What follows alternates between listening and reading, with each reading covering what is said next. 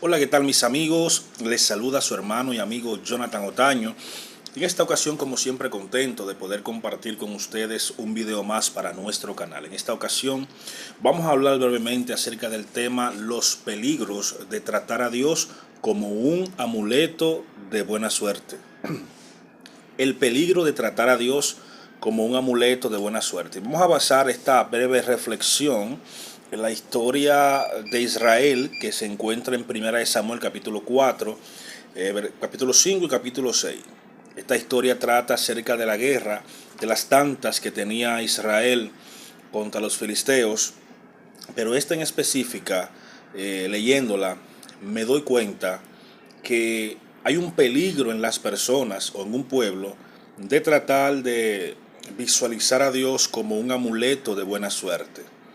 En esta historia vemos cómo los filisteos y los israelitas se enfrentaron nuevamente en guerra. ¿Qué pasa? Los hijos de Elí decidieron llevar el arca del pacto hacia la guerra contra los filisteos. Si bien es cierto, y vamos a aclarar este punto, el arca del pacto representaba la misma presencia de Dios dentro del pueblo de Israel, tampoco podemos pretender que el hecho de llevar el arca del pacto representa el respaldo de Dios. Esto pensaban los hijos de Elí, que dicho sea de paso no caminaron como caminó su padre Elí, porque aunque Elí en su vejez se volvió ciego tanto física como espiritualmente y un poco tolerable o tolerante a los pecados que cometían sus hijos en el tabernáculo, inclusive teniendo relaciones sexuales en el tabernáculo, toleró esto y se hizo de la vista gorda. Estos muchachos pretendían que podían seguir pecando contra Dios y aparte tener el respaldo de Dios. Y llevando el arca del pacto a la guerra contra los filisteos, ellos pensaban que podían ganar porque se decían para sí mismos, tenemos el arca del pacto, pues tenemos la presencia de Dios y por ende también tenemos el respaldo de Dios. Las cosas no suceden así. Por eso el tema, el peligro de pretender utilizar a Dios como un amuleto de buena suerte. El arca del pacto representaba ciertamente la presencia de Dios en medio del pueblo, pero no quiere decir que la presencia de Dios estaba encasillada dentro del arca del pacto. Lo que Dios quería era que el pueblo tuviera una dirección, un lugar donde ir a consultar, a hablar con Dios.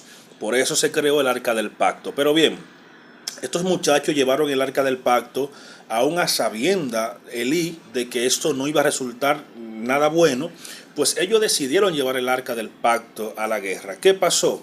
Dice las escrituras que los filisteos masacraron a más de 30,000 soldados, capturando el arca del pacto, asesinando a los hijos de Elí y causando la muerte del propio Elí, porque cuando a Elí se le da la noticia, Elí, el sacerdote Elí, el juez Elí, pues cae, se denuca y se muere.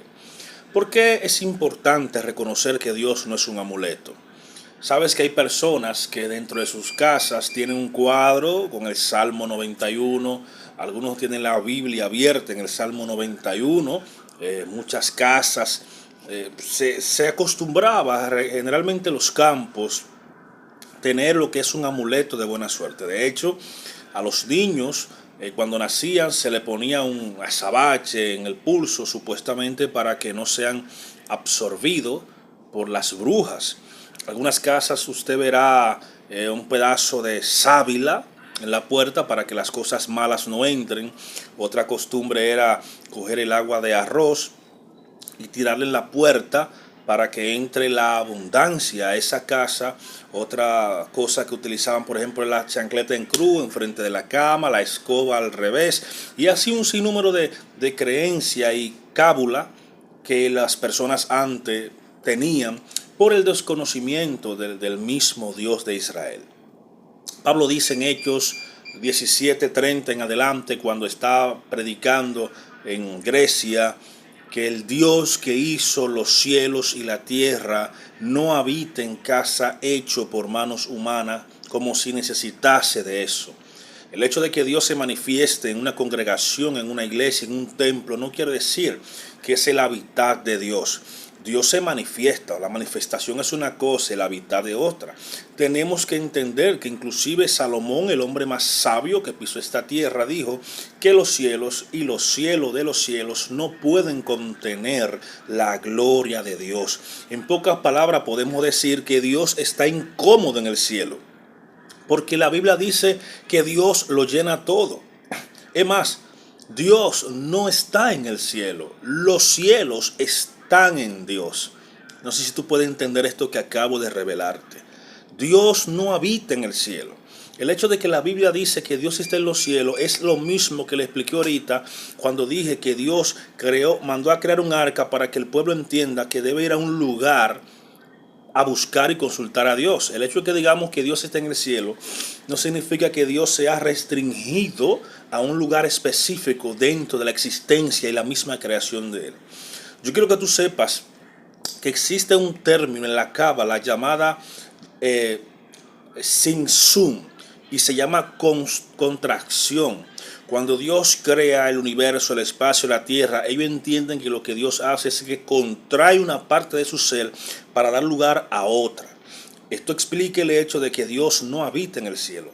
Aunque diga que habita en el cielo, que está sentado en un trono, todo eso es prefigurativo. Dios lo llena todo, Dios está en todas partes, o podemos decir que todas las partes están dentro de Dios. Hablar de Dios es un poco complejo, se necesita tiempo para esto, y ahora mismo no estamos hablando de Dios, sino del hecho de que las personas utilizan a Dios como amuletos. Hay personas que creen, en el antiguo Israel se creía que si la presencia del arca estaba ahí, pues la presencia de Dios representaba victoria segura, y no es así, no es así. O sea, el arca del pacto no podíamos verlo como un amuleto, sino como una representación gráfica de que este pueblo representa a Dios en la tierra, de que este pueblo representa, como dice Pablo en Romanos, los pactos, las promesas. Todo le fue revelado al pueblo de Israel, eso es cierto. Pero no, cuando encasillamos a Dios dentro de algo que nosotros hayamos creado, por ejemplo, cuando decimos Dios está en esta iglesia. Entonces, si Dios está en esta iglesia, quiere decir que no está en otra. No, Dios está en todo lugar. Jesús, en Juan capítulo 4, cuando habla de la mujer samaritana, lo explica de la siguiente manera. Dios es espíritu, y todo lo que le adoran en espíritu y en verdad tienen que adorarlo. ¿Por qué dice que Dios es espíritu? Dios no es un ser físico. Dios no es un ser que tú puedes palpar, tocar. Dios es un espíritu que está en todas partes, que se manifiesta en tu iglesia, se manifiesta en otra congregación. Dios puede estar en África y al mismo tiempo estar aquí en República Dominicana. O sea, Dios no está limitado ni al tiempo ni al espacio. Entonces hay peligro cuando utilizamos a Dios como amuleto, cuando creemos que por tener una Biblia en nuestra casa ya las cosas malas no van a entrar, o por creer que tenemos una mezuzá en la puerta, o porque creer que si oramos y ungimos las casas con aceite. Yo soy un poco escéptico con ciertas prácticas que la iglesia ha adoptado por un texto bíblico mal interpretado, porque si bien es cierto que Dios le dijo a Josué que todas las puertas y los dinteles de las puertas sean marcados con sangre, y cuando el destructor vaya y pase y vea la sangre no hará daño a lo que estén adentro, eso es bíblico, es cierto, pero eso no aplica para este tiempo. Ya estamos en otra dimensión espiritual, por no decir dispensación. O sea, eso estaba hablando de Cristo. Todo en el antiguo pacto representaba a Cristo. Lo que estaba en el antiguo pacto es una representación, es una sombra, es un tipo de lo que Jesús iba a hacer en este tiempo. Yo no tengo que estar poniendo sangre en mi dinteles, pero tampoco tengo que estar poniendo aceite, hermano. Aquí la gente hoy en día unge todo, unge los carros, unge las llaves, unge las casas, sin entender que el que tiene que estar ungido es usted, mi amado hermano. Juan dice que nosotros tenemos la unción del santo. Si tú quieres, unge tu carro, eso es una prerrogativa que tú tienes, pero el que tiene que estar ungido es usted, amado hermano, es usted. Nosotros no podemos creer que Dios es un collar que yo llevo en el cuello o una prenda que yo llevo en mi brazo. Dios está dentro de nosotros. Dios habita dentro de nosotros. Y ese error que cometieron los hijos de Elí lo podemos estar cometiendo nosotros hoy en día. Ellos pensaron que podían andar en su carnalidad. Ellos pensaron que podían hacer y deshacer, que porque eran los hijos del sacerdote y juez Elí, ellos tenían como una... tenían el chance, por así decirlo, o tenían la prerrogativa de caminar mal delante de Dios y aparte utilizar la representación de Dios en la tierra, que era el arca del pacto, como respaldo dentro de la guerra. Por eso los filisteos masacraron a los judíos, a los israelitas en ese tiempo, mataron más de 30,000 hombres. No solamente eso, capturaron el arca del pacto. Entonces, si el arca del pacto era la misma presencia de Dios en el pueblo de Israel, podemos decir entonces, y nos preguntamos, entonces los filisteos cautivaron la presencia de Dios. No, no, no, es que eso era un objeto que no tiene valor si Dios no está ahí. Las iglesias no tienen valor si Dios no está ahí. Mi casa no tiene valor si Dios no está ahí. Mi vida, mi cuerpo no tiene valor si Cristo no está en nosotros. Yo no tengo que necesitar un amuleto. Hay tantas cosas raras que se hacen hoy en la iglesia. Hay mucha parafernalia. Hay muchas cosas que no tienen sustento bíblico. Porque hay cosas que son bíblicas, pero que ya no aplican. Yo no hago nada con ahora mismo. Es bíblico. Es bíblico crear un holocausto, es bíblico quemar un becerro, pero no aplica. Porque el hecho de que esté en la Biblia no significa que aplica para una dispensación. ¿Usted me está entendiendo lo que le quiero decir? Como dice los boricua. O sea, es bíblico apedrear a la que fornican, es bíblico, está escrito y se lo dijeron a Jesús. Maestro, encontramos esta mujer en pleno acto de adulterio. La ley de Moisés dice y exige que sean apedreados los dos. Ahora bien, ¿qué tú dices? La Biblia aclara que esto lo dijeron para probarlo, para tentarlo y también para probar su autoridad. Jesús insistía en escribir en el suelo. Ellos insistían. Y Jesús, levantando su rostro, le dijo: el que esté libre de pecado, que tire la primera piedra. Siempre que leo esto, me impacta el hecho de que desde los más ancianos hasta los más jóvenes soltaron la piedra y se fueron. Jesús dijo: vete y no peques más. La pregunta sería, entonces, ¿invalidó Jesús el mandamiento? No.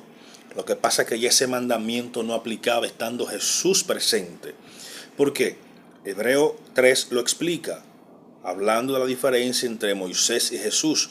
Moisés representa el que cuida la casa, pero Jesús es el dueño de la casa y es el que implante como juez de Israel las nuevas leyes que van a regir su reino. Y en su reino no está permitido, aunque está escrito, que un hombre apedrea a otro por el simple hecho de cometer un pecado diferente, que fue lo que sucedió, porque todos los que estaban ahí fueron acusados por su conciencia, dice las escrituras, porque ahí habían ladrones, mentirosos. El simple hecho de tú ir a apedrearla te convierte en asesino. Y hay personas dentro de las congregaciones que creen que como aman a Dios más que todo el mundo, tratan de tomar ellos cartas en el asunto, juzgar ellos y hasta inclusive condenar, tomando el lugar de Dios. Eso sigue pasando, mis hermanos.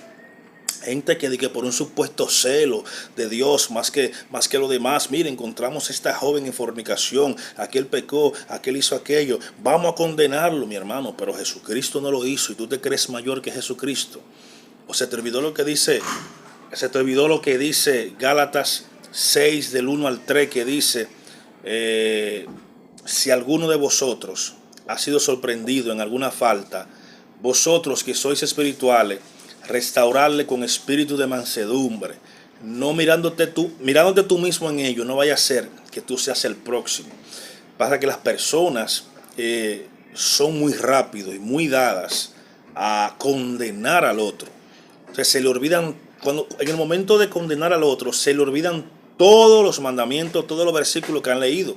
Porque si tuviéramos presente Mateo 7, del 1 al 4, que dice: no juzguéis para que no sea juzgado, porque con la misma vara que tú juzgas, te juzgará. Si tuviera pendiente Gálatas 6, 1 en adelante, que dice, cuando algún hermano sea descubierto en alguna falta, vosotros que sois espirituales, dice, restauradle con espíritu de mansedumbre. O sea, con palabras mansas, persuasivas, no con ira. Entonces, en el momento de acusar a otro, recordemos la historia de David, cuando Natán el profeta va y lo confronta. Natán tiene que tener cuidado porque aunque un profeta está bregando con un rey, y le da primero como introducción una parábola, que usted la conoce. Un señor tenía muchas ovejas y quería hacer una fiesta, pero en vez de tomar una de las de ellas, tomó una de la única que tenía otro y usted conoce la historia, léala. El hecho es que David de una vez se puso de pie. Tal hombre merece esto y aquello y empezó a condenar porque eso está en nuestra naturaleza. Sin embargo, Natán dijo, pero ese hombre eres tú. Desde ese momento David jamás volvió a decir una palabra, simplemente al final, porque somos muy dados a condenar cuando es al otro. Entonces, volviendo al tema de no tomar a Dios como amuleto, Israel cometía otro error y era que como tenemos el arca y tenemos el templo, nadie puede destruirnos. Tenemos a Dios agarrado por el mango. Sí, en cierta medida Dios le dijo en Deuteronomio capítulo 28 que sucederá que si atendieres atentamente a mis mandamientos, decretos y estatutos. Usted lee Deuteronomio 28, están todas las bendiciones de la obediencia a Dios. Pero también en el capítulo 29 están las maldiciones de no obedecer a Dios. Entonces, el problema de Israel, y en este caso específico de los hijos de Elí, es que ellos pensaban que estando en desobediencia contra Dios, podían cargar con la presencia de Dios representada en el arca del pacto. Pues no, Dios le dio a entender que Dios no se mueve así, que Dios no se maneja así. Fueron muertos ellos dos, fueron muertos más de 30,000 hombres, Israel quedó en vergüenza y el arca del pacto fue capturada por los enemigos. Porque Dios, mis hermanos, Dios... Pablo dice que Dios no puede ser burlado, que lo que el hombre siembra, eso va a cosechar. Entonces, si a ti no te está gustando la siembra la cosecha que tú estás teniendo ahora, revisa tu siembra. Si tú sientes que te atacan mucho, revisa tu siembra. Si tú sientes que nadie te busca, revisa tu siembra. Si tú sientes que lo que tú estás viviendo hoy no es lo que tú querías para ti, revisa tu siembra. Siempre tenemos que estar revisando la siembra para entender la cosecha, porque lo que yo estoy viviendo hoy es consecuencia de lo que yo sembré ayer, de las decisiones que yo tomé ayer. Lo que se está viviendo hoy en nuestras vidas es reflejo de las decisiones que tomamos o no tomamos en el pasado. Entonces, no es claro, no es prudente creer que utilizar a Dios como amuleto nos va a bendecir o nos va a respaldar. Si no cumplimos los mandamientos de Dios, Dios no tiene compromiso con protegernos a nosotros. Jesús dice, si verdaderamente son mis discípulos, cumplan mi mandamiento. Varias veces lo recalcó, cumplan mi mandamiento, para que reciban protección de Dios. Y le reclamó a Israel cuando iba a entrar a Jerusalén, Jerusalén, que matas a tus profetas y a todos los que te son enviados. Como yo quise arroparte, cuidarte, como la gallina arropa a sus polluelos del peligro, pero no quisiste. Israel no quiso. Y se lamentó porque no entendieron el tiempo de la visitación del Mesías. Y hasta el día de hoy están sufriendo la consecuencia. La realidad de Israel hoy es basada en las decisiones que tomaron en el pasado. Y eso aplica para todos, mis hermanos. Podemos creernos a veces que porque tenemos el gran templo, el gran pastor, tener la gran palabra, la gran revelación, eso no es seguridad de que Dios nos respalde. Eso no es seguridad de que Dios esté con nosotros. Unas cosas son los talentos, unas cosas son los ministerios. Por otra cosa es tener el respaldo de Dios. Y Jesús dijo, procuren que sus nombres estén inscritos en el libro de la vida. Y Pablo dijo a Timoteo, procura ser hallado aprobado por Dios. Sin nada que tenga que avergonzarte. Entonces creo que a veces estamos enfocados en otras cosas y no en buscar la aprobación de Dios y no en buscar el reconocimiento del cielo. Más bien muchos están buscando el reconocimiento de los hombres. No podemos utilizar a Dios como un amuleto. Dios es un ser personal.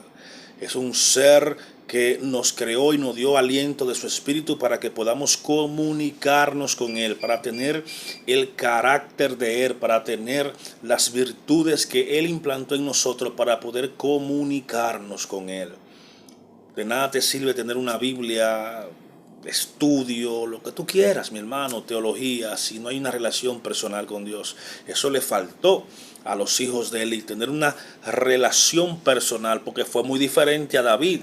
David quiso trasladar el arca del pacto de los filisteos, pasó por la casa de Obed-edom, la quiso llevar a Jerusalén, la llevó de una forma que no era la correcta, porque la llevó con carreta. Luego leyó el libro de la ley, donde enseñaba cómo es la manera correcta de trasladar el arca. Lo leyó, lo hizo y entendió que era a través de levitas, entendió la forma, y fue bendecida la casa de Obed-edom y fue bendecida Jerusalén cuando David trasladó el arca a Jerusalén. Cuando hacemos las cosas de acuerdo a lo que está escrito, cuando hacemos la cosa de acuerdo a los mandamientos de Dios, las cosas van a fluir como deben de fluir, nos va a ir bien.